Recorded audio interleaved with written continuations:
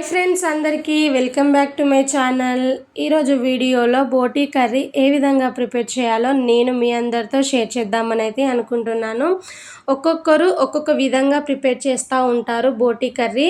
ఒక్కసారి నేను చెప్పినట్టు కూడా ట్రై చేయండి, టేస్ట్ అయితే చాలా బాగుంది. ఇప్పుడు చేసిన ఈ బోటీ కర్రీ అయితే నేను చపాతీలోకనైతే ప్రిపేర్ చేసినాను. టేస్ట్ అయితే అదిరిపోయింది. ఫస్ట్ అయితే నేను ఇందులో ఏమేమి వేసాను, ఎట్లా ప్రిపేర్ చేశాను ప్రాసెస్ అయితే చూసేయండి. సో చూసిల్లా ఇక్కడనైతే 1/2 kg వరకు అయితే బోటీ తీసుకున్నాను. ఇవి క్లీన్ చేయడానికి కాస్త టైం అనేది ఎక్కువగానే పడుతుంది, అయినా కానీ నిదానంగా నీట్గా వాష్ చేసి అయితే ప్లేట్లోకి తీసుకున్నాను. బోటీ పీసెస్ కూడా మరీ పెద్దగా కాకుండా కొంచెం చిన్నగా ఉండేటట్టే కట్ చేసి తీసుకోండి. సో నేను చూసారా ఎంత చిన్నగా కట్ చేశానో. ఇప్పుడు ఇలా క్లీన్గా నీట్గా వాష్ చేసి పెట్టుకున్న బోటీని అయితే రెడీగా పక్కన పెట్టేయండి. ఇప్పుడు స్టవ్ ఆన్ చేసుకొని అయితే స్టవ్ పైన ఇట్లా గిన్నెనైతే పెట్టేసినాను. ఇప్పుడు ఈ గిన్నెలోకి అయితే వాటర్ వేసుకోవాలి. గ్లాస్తో చూసినట్టయితే నేను 3 గ్లాసుల వరకు వాటర్ అయితే వేసేసినాను. వాటర్ వేసేసిన తర్వాతకి మనం నీట్గా వాష్ చేసి పెట్టుకున్న బోటీ ఉంది కదా, బోటీ మొత్తాన్ని అయితే ఇందులోకి యాడ్ చేసుకోవాలి. అలాగే ఇందులోనే 1/2 టీ స్పూన్ వరకు పసుపునైతే వేసేస్తున్నాను. 1/2 టీ స్పూన్ వరకు సాల్ట్ కూడా ఇప్పుడే వేసేసుకొని ఈ బోటీని అయితే 5-6 నిమిషాల పాటు అయినా కానీ మంచిగా ఉడికించేసుకోవాలి.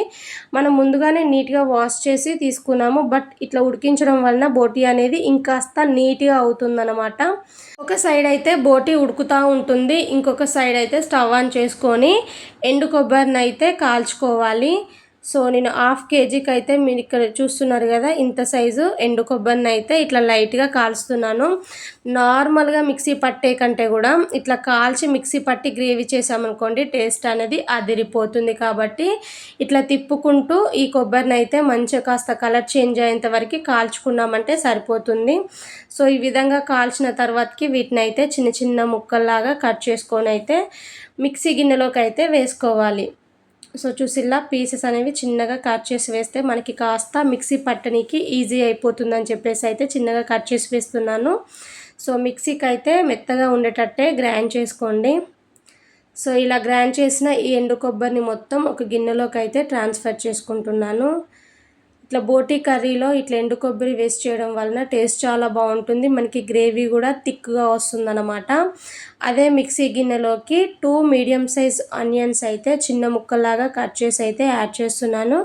ఇప్పుడు ఇందులోకి లైట్గా స్పైసెస్ కూడా వేసుకుందాము. 4 లవంగాలు వేసాను, అలాగే చిన్నది దాల్చిన చెక్కను వేసుకొని కూడా మరొకసారి మూత పెట్టుకొని మెత్తని పేస్ట్ లానైనా గ్రైండ్ చేసుకోండి. సో ఇక్కడ నేను పేస్ట్ లాగా ప్రిపేర్ చేసి వండుతున్నాను. కావాలి అనుకుంటే చిన్నగా ఆనియన్స్ చాప్ చేసి అయినా వేసుకోవచ్చు, పూర్తిగా మీ ఆప్షనల్ అన్నమాట. సో ఇలా రెడీగానైతే వీటిని పక్కన పెట్టేసుకోండి. ఈ మిక్సీ పట్టే ప్రాసెస్ అంతా చేసేంతలోపు మనకి బోటీ అనేది కాస్త ఉడుకుతుందన్నమాట. ఇట్లా ఉడికితే సరిపోతుంది. ఇప్పుడు వాటర్ ఏం లేకుండా ఈ బోటీని మొత్తం స్టెయినర్లోకి అయితే తీసేసుకొని ఈ బోటీని అయితే ఒక ప్లేట్లోకి వేసుకొని ఈ బోటీని కూడా రెడీగా పక్కన పెట్టేసుకోండి. వాటర్ ఏం లేకుండానైతే ప్లేట్లోకి వేసుకున్నామంటే సరిపోతుందన్నమాట. సో ఇక్కడ వచ్చేసి అయితే నేను ఈ బోటీ కర్రీని అయితే కుక్కర్లో ప్రిపేర్ చేస్తున్నాను కాబట్టి స్టవ్ ఆన్ చేసుకొని కుక్కర్ను పెట్టేసినాను. మీరు కావాలంటే నార్మల్ గిన్నెలోనైనా ప్రిపేర్ చేసుకోవచ్చు. సో ఇందులోకే 4 స్పూన్స్ వరకు ఆయిల్ వేసాను. ఆయిల్ హీట్ అయిన తర్వాతకి 2 బగారా ఆకులు డైరెక్ట్గా వేయకుండా ఇట్లా తుంచి వేసాను. అలాగే మనం ముందుగా గ్రైండ్ చేసి పెట్టుకున్న ఆనియన్ పేస్ట్ ఉంది కదా, ఆనియన్ పేస్ట్ని కూడా వేసుకొని ఆయిల్లో బాగా ఫ్రై చేసుకోవాలి. ఇది ఎలాగో ఫ్రై అవుతూ ఉంటుంది కాబట్టి ఇప్పుడే ఇందులోకి 1 టేబుల్ స్పూన్ అల్లం వెల్లుల్లి పేస్ట్, అలాగే 4-5 పచ్చిమిర్చి చీలికలు ఇట్లా పొడిగా చీల్చి అయితే యాడ్ చేసుకోవాలి. ఇప్పుడు మనం వేసిన ఆనియన్ పేస్ట్, అల్లం వెల్లుల్లి పేస్ట్ పచ్చి వాసన పోయి ఆయిల్లో బాగా ఫ్రై కావాలి. మనకి లైట్గా కలర్ చేంజ్ అయ్యేంతసేపు ఫ్రై చేసుకున్నామంటే సరిపోతుంది. ఫ్రై అయిన తర్వాతకి 1/2 టీ స్పూన్ వరకు పసుపు వేసుకొని వన్స్ ఒకసారి మొత్తం కలిసేలాగా మంచిగా మిక్స్ చేసేసి మనం ముందుగా ఉడికించి పెట్టుకున్నాం కదా బోటీ మొత్తాన్ని అయితే ఇందులోకి యాడ్ చేసుకొని ఆయిల్ పట్టేలాగా బోటీకి అయితే మంచిగా మిక్స్ చేయండి. మిక్స్ చేసేసి కాసేపు ఈ బోటీ అయితే ఆయిల్లో ఫ్రై కావాలన్నమాట. సో మూత పెట్టుకొని ఒక 3 నిమిషాల పాటు అయినా కానీ బోటీని బాగా ఫ్రై చేసుకోండి. మరీ ఎక్కువ టైం అవసరం లేదు, జస్ట్ ఒక 3 మినిట్స్ అయితే సరిపోతుంది. 3 నిమిషాల తర్వాతకి మళ్ళీ తిరిగి మూత తీసి అయితే చూపిస్తున్నాను. సో చూసిల్లా బోటీ అనేది ఆయిల్‌లో చక్కగా ఫ్రై అయిపోయింది. ఇట్లా ఫ్రై అయితే సరిపోతుంది. ఇప్పుడు ఇందులోకి టేస్ట్‌కి తగ్గట్టు సాల్ట్‌ని అయితే వేసేసుకోండి. అలాగే 2 స్పూన్స్ వరకి కారం అయితే వేస్తున్నాను. ఈ స్పైసీ అయితే మాకు కరెక్ట్‌గా సరిపోతుంది. అలాగే 1 టేబుల్ స్పూన్ వరకి ధనియా పౌడర్ వేసుకోవాలి. హాఫ్ టీ స్పూన్ వరకి గరం మసాలాను కూడా వేసేసుకొని మనం వేసిన పొడులన్నీ బోటికి పట్టేలాగా మంచిగా మిక్స్ చేయండి. మీరు ఇంకాస్త స్పైస్ ఎక్కువగా తినేవాళ్ళు ఇంకొక హాఫ్ స్పూన్ వరకు కారం వేసారంటే సరిపోతుంది. ఈ టైంలోనే మనం ముందుగా గ్రైండ్ చేసి పెట్టుకున్నాం కదా కొబ్బరి పొడి, ఆ కొబ్బరి పొడిని కూడా ఇందులోకి యాడ్ చేసుకొని వన్స్ ఒకసారి ఇట్లా కలిసేలాగా మిక్స్ చేయండి మొత్తం.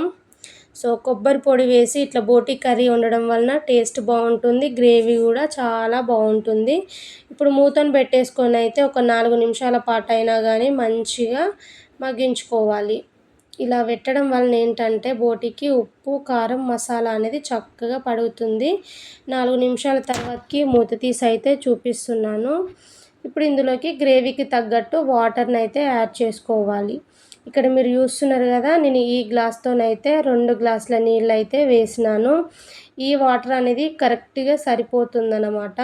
మీరు ఇంకాస్త గ్రేవీ పల్చగా తింటామనుకునే వాళ్ళు ఇంకొక హాఫ్ గ్లాస్ వరకు వేసారంటే సరిపోతుంది.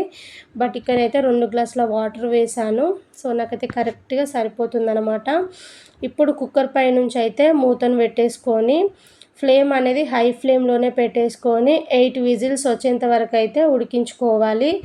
8 ఆర్ 9 విజిల్స్ వస్తేనే మనకి బోటీ అనేది కరెక్ట్‌గా ఉడికిపోతుంది.